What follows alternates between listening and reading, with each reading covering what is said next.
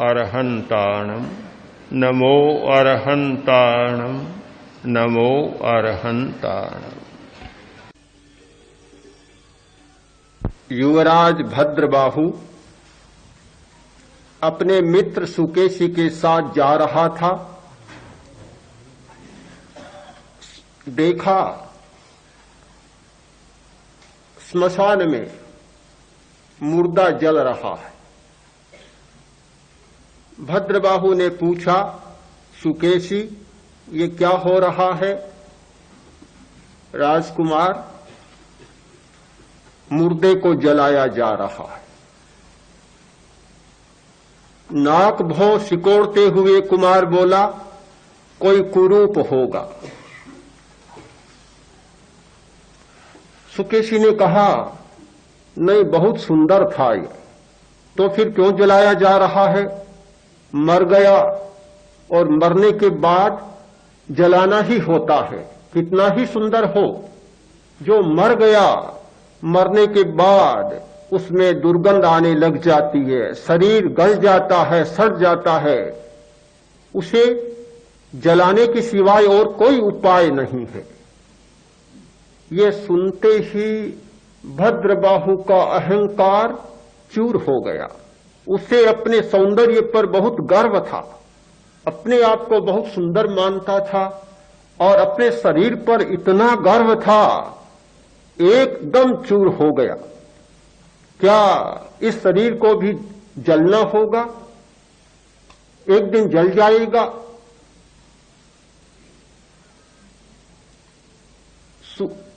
भद्रबाहु जो सदा प्रसन्न रहता था, सदा आनंद की मुद्रा में जीवन की अटखेलियां किया करता था, जो फूल सदा विकस्वर था, एकदम मुरझा गया, कुम्हला गया, सिकुड़न पैदा हो गई। प्रतिदिन ये मनोव्यथा उसे सताने लग गई। सुकेशी ने सोचा, काम अच्छा नहीं हुआ। महाराजा को भी लगा कि राजकुमार को क्या हो गया, क्या किया जाए। बहुत समझाया पर कुछ नहीं समझ पाया। आखिर सिद्धाचार्य, सिद्ध योगी महाचार्य के पास ले गए। उन्होंने सारी स्थिति जानी और कहा, कुमार तुम अभी भूल रहे, शरीर सुंदर नहीं होता, सुंदर होता है शरीर में होने वाला चैतन्य, चेतन तत्व सुंदर होता है। शरीर का क्या सुंदर और क्या असुंदर, तुम शरीर में मत उलझो।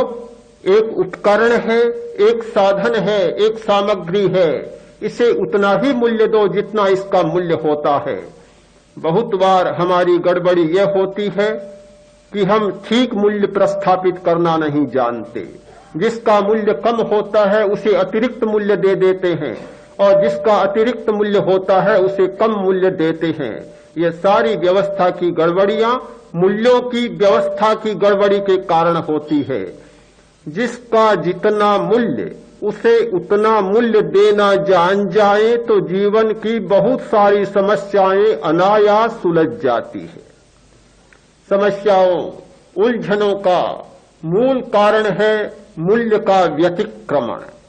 ये व्यतिक्रम मिट जाए फिर समस्या ही क्या है? दुनिया में कोई भी ऐसा तत्व नहीं जो सर्वथा मूल्यहीन हो, और ऐसा भी कोई तत्व नहीं जिसका सर्वत्र मूल्य हो। कोई भी दुनिया की ऐसी शक्ति नहीं जो सर्व मूल्य की अधिकारी बन सके, और ऐसी कोई भी वस्तु नहीं जो मूल्य शून्य हो, जिसका कोई भी मूल्य न हो। अपने स्थान पर सबका मूल्य होता है। पूज्य कालू गणेश जी का एक वाक्य बहुत बार चित्त को आंदोलित करता है। अंतिम अवस्था में, जीवन की संध्या में उन्होंने एक बात कही, सब साधुओं को याद किया और कहा कि अमुक साधु ने बहुत सेवा की है, अमुक साधु ने बहुत सेवा की है। कोई छोटा साधु था, विशेष सेवा नहीं कर सका, तो उन्होंने कहा कि इसने भी कम से कम पार्श्व बदलने में, करवट बदलने में सहारा दिया है, और कुछ नहीं तो एक झोली भरकर ढूली भी लाया है बाहर से। सेवा का मूल्यांकन, जिसकी जितनी सेवा उसका उतना मूल्यांकन। हमारी समस्या का मूल आधार है कि हम जीवन के कुछ तत्वों को ज्यादा मूल्य देते हैं और कुछ तत्वों को कम मूल्य देते हैं। यदि मूल्यों का संतुलन स्थापित हो जाए तो फिर देखेंगे कि ध्यान स्वयं सधता है, साधना स्वयं सिद्ध होती है और जीवन की समस्याएं स्वयं सुलझती हैं। जीवन के 3 तत्वों की कल चर्चा की थी, श्वास, प्राण और चेतना। श्वास का हमारे जीवन में बहुत मूल्य है, प्राण का हमारे जीवन में बहुत मूल्य है और चेतना का हमारे जीवन में बहुत मूल्य है। मैं नहीं कह सकता तीनों का समान मूल्य है, तीनों के मूल्यों में तारतम्य है।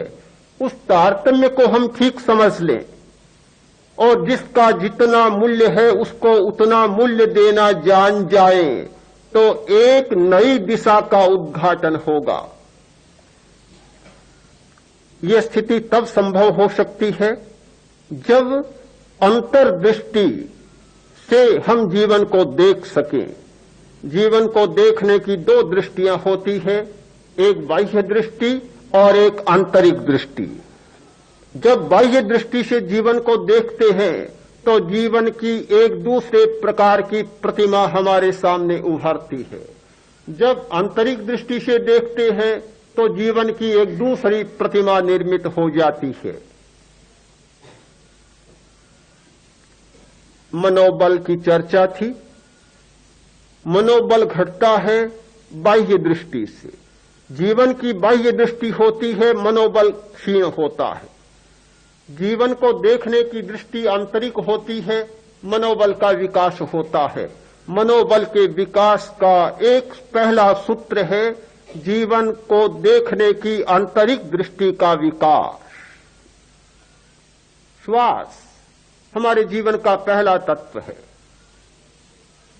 इतना गहन तत्व मुझे लगता है कि दुनिया के जितने बड़े विद्वान लोग हैं, पढ़े लिखे लोग हैं, आज के विश्वविद्यालय की नाना शाखाओं, विद्या की अनेक पद्धतियों में जिन्होंने बहुत विकास किया है, उन लोगों ने भी अपने जीवन की गहन गुत्थियों को सुलझाने के लिए श्वास का थोड़ा भी अध्ययन नहीं किया। बड़े आश्चर्य की बात।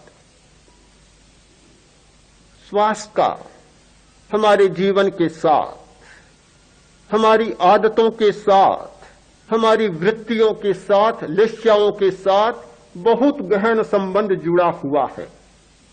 सामान्य आदमी की धारणा है कि जितने श्वास लेना है उतना जीना है। एक श्वास कम नहीं होगा, एक श्वास ज्यादा नहीं होगा। यह सामान्य धारणा की चर्चा कर रहा हूं, विशेष स्थिति अलग बात है। हम लोग 1 मिनट में 15 श्वास लेते, सामान्य स्थिति। बैठे बैठे 15 श्वास लेते। जब चलते हैं श्वास की संख्या बढ़ जाती है, 18 श्वास हो जाते हैं।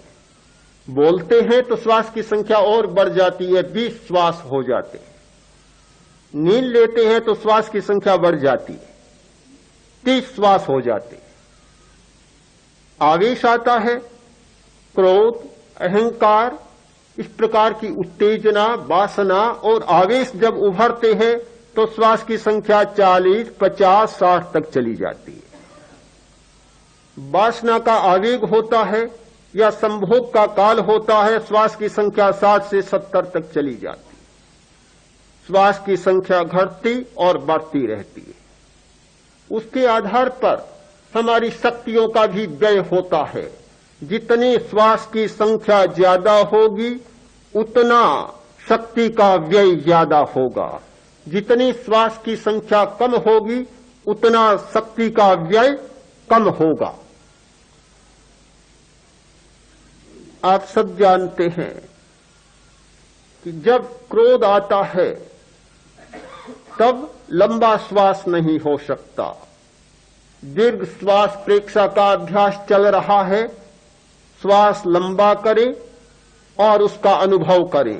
प्रत्येक श्वास को जानते हुए लें। दीर्घ श्वास प्रेक्षा का अभ्यास हो रहा है, किंतु आपको ये पता होना चाहिए कि जब चित्त की शांत वृत्ति रहती है तब दीर्घ श्वास होता है।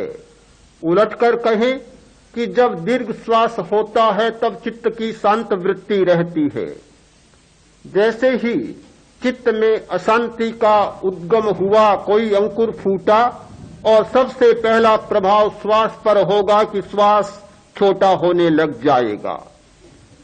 छोटे श्वास में आवेग उतरते हैं अथवा जब आवेग उतरते हैं तो श्वास को छोटा बना देते हैं। ये कभी नहीं हो सकता कि लंबा श्वास चले, दीर्घ श्वास चले और आवेग भी आ जाए। ये दोनों घटनाएं एक साथ घटित नहीं हो सकती।